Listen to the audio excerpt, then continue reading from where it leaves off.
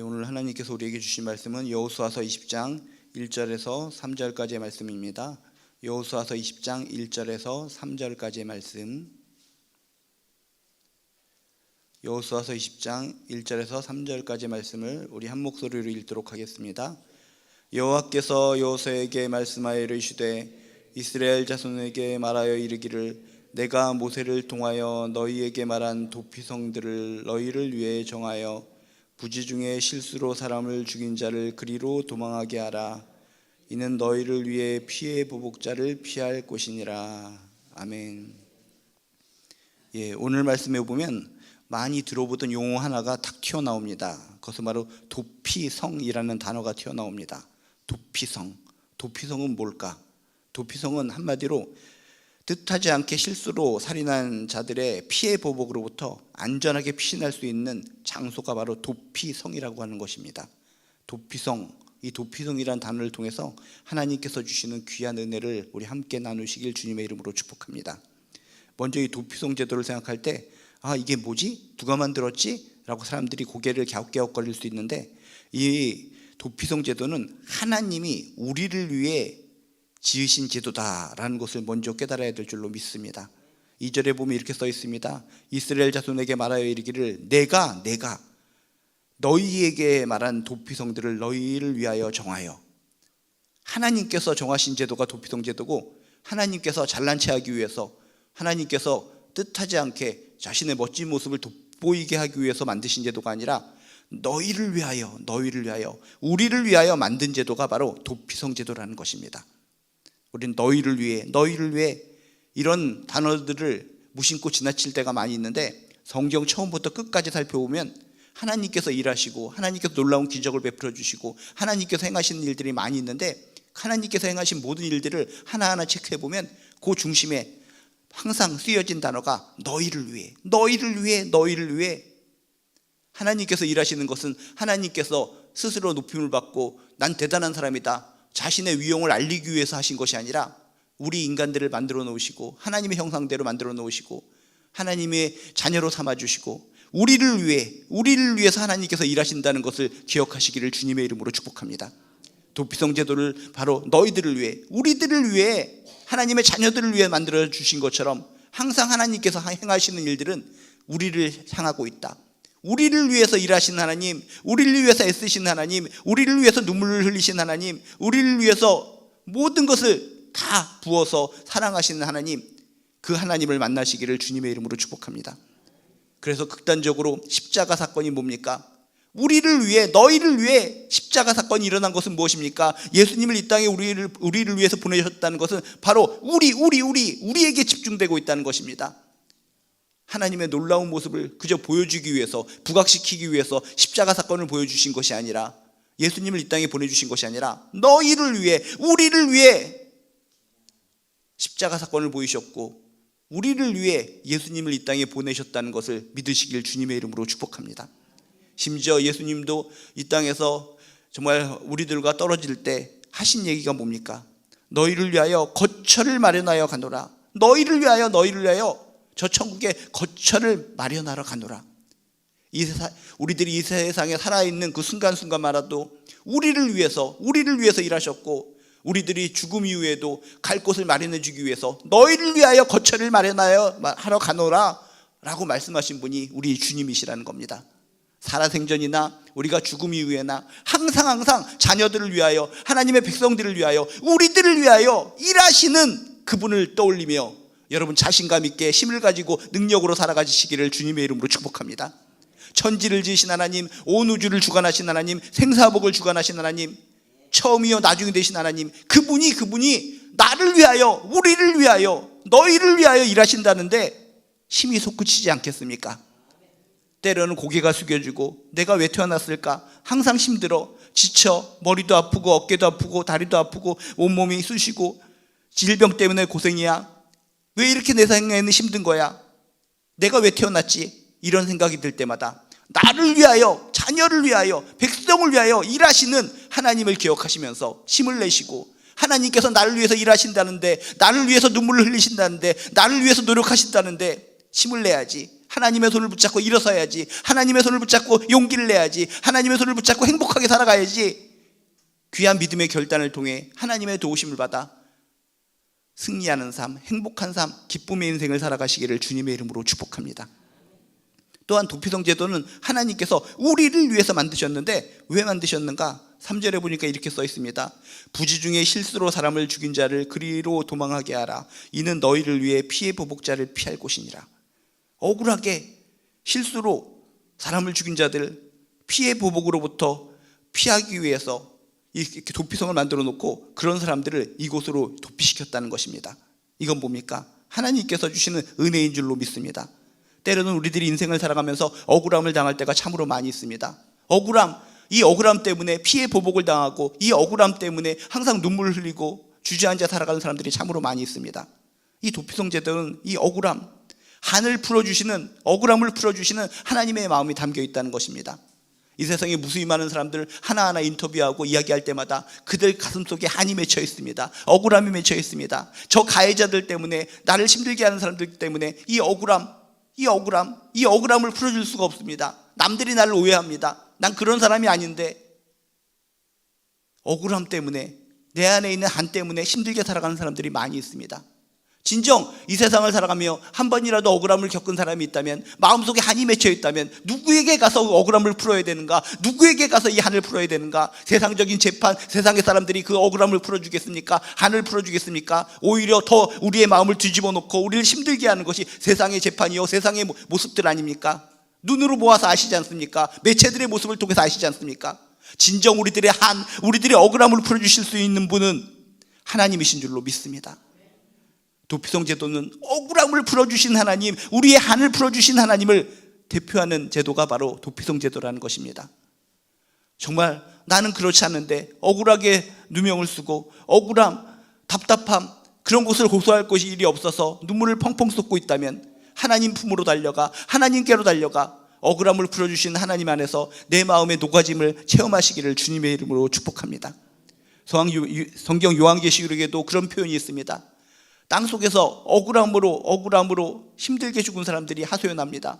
하나님은 억울합니다. 세상의 모든 것들은 이 억울함을 풀어주지 않는데 하나님은 억울함을 풀어주시는 분이라고 그랬는데 어느 때까지입니까? 언제 이 억울함을 풀어주십니까? 주님은 말씀하십니다. 때가 되면 너희들의 그 억울함이 풀어지리라. 때가 되면 너희의 억울함이 풀어지리라. 세상의 모든 것도, 세상의 모든 인간들도 우리들의 억울함을 풀어주지 못하지만 우리의 주님은, 우리의 하나님은 때가 되면 우리의 억울함을 반드시 풀어주게 되어 주실 줄로 믿습니다. 살아생전에 억울함이 있는 사람이라면, 그 한이 있는 사람이라면 억울함을 풀어주신다는 하나님께로 달려가 힘을 얻고 용기를 얻고 다시 소망을 얻으시기를 주님의 이름으로 축복합니다. 또한 이 도피성 제도를 통해서 느낄 수 있는 것은 우리가 믿는 하나님은 정말 정의로우신 하나님이시고 하나님을 갖다가 우리가 함부로 농락해서는 안 될 분이시다라는 것을 깨달을 수가 있습니다. 말씀을 자세히 보면 부지 중에 실수로 사람을 죽인 자는 그리로 도망해서 피해 보복을 피할 수 있는데, 반대로 말하면 뭡니까? 고의로 의도적으로 살인한 사람은 보호를 받지 못한다는 의미가 여기에 숨겨져 있다는 것입니다. 그 억울하게 실수로 사람을 갖다 죽였다고 해서 한 사람들은 도피성을 통해서 보호를 받을 수 있지만, 반대적으로 의도적으로 계획적으로 살인한 자는 절대로 보호받지를 못한다라고 하는 놀라운 정의로운 사실이 여기 숨겨져 있다는 것입니다. 많은 사람들은 착각을 합니다. 그냥 억울함 누명 쓴 사람이나 아니면 의도적으로 계획적으로 교묘하게 사람을 갖다가 괴롭히고 힘들게 하고 죽이게 한 자, 그런 사람들도 다 쌤쌤으로 치워주면 이거 답답한 거 아닙니까? 하나님 정말 진실로 하나님 순수하게 믿었는데 저 인간은 의도적으로 계획적으로 믿는 거 알고 있는데 저런 사람이나 저나 똑같이 이렇게 판단하신다면 이거 억울한 거 아닙니까? 이러면서 교회 다니기 싫어하고 하나님 믿기를 거부하는 사람들이 있습니다. 그런 사람들은 성경 말씀을 정교하게 봐야 됩니다. 오늘 말씀 도피성 제도는 뭡니까? 부지 중에 실수로 사람을 죽인 자에게는 이렇게 공정한 재판을 통해서 억울함을 풀어주는 것이지만, 의도적으로 계획적으로 교묘하게 살인한 자는 절대로 보호받을 수 없다는 정의로운 하나님의 마음이 여기 담겨 있다는 것입니다. 하나님을 믿는다고 하면서도 순수한 마음으로 믿는 것이 아니라 의도적으로 계획적으로 교묘하게 믿는 사람들이 많이 있습니다. 하나님을 조종하려고 하는 사람이 있습니다. 하나님을 팔아서 먹고 살려고 하는 사람들이 많이 있습니다. 하나님이 그것을 모르실까요? 의도적으로 계획적으로 교묘하게 살인한 자는 보호받을 수 없다. 도피성 제도를 통해서 역으로 진짜 정의로우신 하나님을 발견해야 된다는 것입니다. 그래서 하나님은 공정하지 않으실 것 같아. 이 사람이나 저 사람이나 내 눈으로 볼 때는 정말 이 사람은 진짜 순수하게 신앙생활하는 것 같고, 저 사람은 계획적으로 의도적으로 교묘하게 신앙생활하는 것 같은데, 세상에 많은 사람들은 이 사람을 박수 쳐주는 것 같아. 순수한 사람들은 짓밟힘을 당하는 것 같아. 잘 되지도 못해. 순수하게 신앙생활하는 사람들은 이곳을 가도 저곳을 가도 다 대접받지 못해. 하나님은 공정하지 못하신 분이야. 그런 생각을 가지고 있다면 그건 인간의 잘못된 판단이라는 것입니다. 하나님은 공의로우신 하나님, 정의로우신 하나님, 정확하신 하나님이라는 것을 도피성 제도를 통해 다시 한번 깨닫고, 내가 함부로 사람들을 판단하고 하나님은 잘못됐어 라고 생각하는 것이 아니라 정의로우신 하나님을 믿고 나는 나의 길, 나의 순수한 길을 끝까지 걸어가시기를 주님의 이름으로 축복합니다. 또한 이 도피성 제도는 뭡니까? 결국은 죄인들이 달려와서 그래도 공정하게 재판을 받고 억울함을 푸는 곳이 바로 도피성 아닙니까? 죄인이라 할지라도 도피성으로 달려오면 구출함을 받을 수 있었습니다. 억울함을 풀 수 있었습니다. 이 도피성은 바로 예수님의 마음, 예수님의 품을 상징하는 거라는 겁니다. 내가 죄를 졌어요. 내 고이든 정말 힘들고 어려운 것이든 내가 정말 죄인인데 내가 갈 곳은 어디입니까? 그렇게 죄를 짓고 죽어야 될 이 사람들이 도피성을 통해서 공정한 재판을 통해 다시 한번 자유를 얻었듯이 우리의 인생 가운데 슬픔이 있고 눈물이 있고 억울함이 있고 한이 있고 이 죄된 인생 품어줄 수 있는 것은 예수의 품밖에 없는 줄로 믿습니다. 도피성은 예수님의 마음을 뜻하는 것이고 예수님의 품을 뜻하는 것입니다. 힘들 때나 지칠 때나 억울함이 있을 때나 한이 있을 때나 무조건 예수님의 품으로 달려가시기를 주님의 이름으로 축복합니다. 그러면 거기에 쉼이 있습니다. 거기에 자유가 있습니다. 거기에 희망이 있습니다. 소망이 있습니다. 예수님의 품으로 달려가서 정말 이 나의 모든 것을 털어놓고 쉼을 얻고 소망을 얻고 자유함을 얻게 되시기를 주님의 이름으로 축복합니다. 근데 이 도피성 제도에 특별한 하나의 특징이 있습니다. 도피성으로 들어갔다가 이젠 나 살았겠지 하면서 도피성을 갔다가 도망치는 순간 피해 보복을 피할 수가 없습니다. 도피성을 피해서 다시 탈출해 나가면 원수들에 의해서 죽음을 당해도 누가 뭐라고 하는 사람이 없습니다. 도피성에 한번 들어갔으면 끝까지 도피성에 있어야지 그 사람은 살아남을 수 있다는 것입니다. 이건 뭡니까?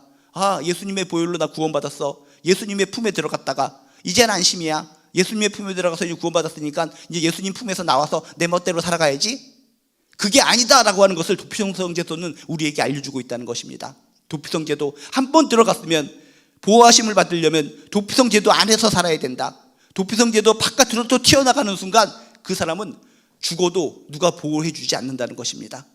예수 그리스도의 품 안으로 들어가서 우리는 살림을 받았습니다. 구원을 받았습니다. 은혜를 받았습니다. 이제는 은혜 받았으니 구원 받았으니 다시 예수님 밖으로 뛰쳐나가자. 그러면 안 된다는 것입니다. 한번 예수의 품에 안겼으면 끝까지 하나님의 품에 안아서 그리스도의 품에 안겨서 살아가야 된다는 것을 믿으시길 주님의 이름으로 축복합니다.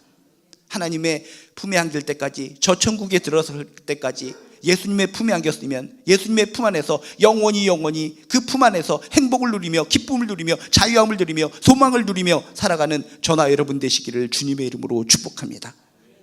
오늘의 이 도피성 이야기를 통해서 그렇구나, 하나님은 우리를 위해서 일하시는구나, 하나님은 정의롭고 공의로우신 하나님이시구나, 예수님의 품에 안기면은 모든 소망이 있을 텐데 한번 주님의 품에 안길진데 그것을 빠져나가면 안 되는 것이구나 라고 하는 귀한 교훈을 통해 다시 한번 희망과 소망의 크리스찬들, 하나님의 자녀로서의 능력을 얻게 되시기를 주님의 이름으로 축복합니다. 기도하시겠습니다. 하나님, 오늘의 이 도피성 제도 이야기를 통해서 하나님의 마음을 깨닫게 하시니 감사드립니다. 나를 위해 일하시는 하나님을 깨닫게 하여 주시옵시고 정의로우신 하나님을 생각하게 도와주시옵시고 예수님의 마음, 예수님의 품을 떠올리게 도와주시옵소서.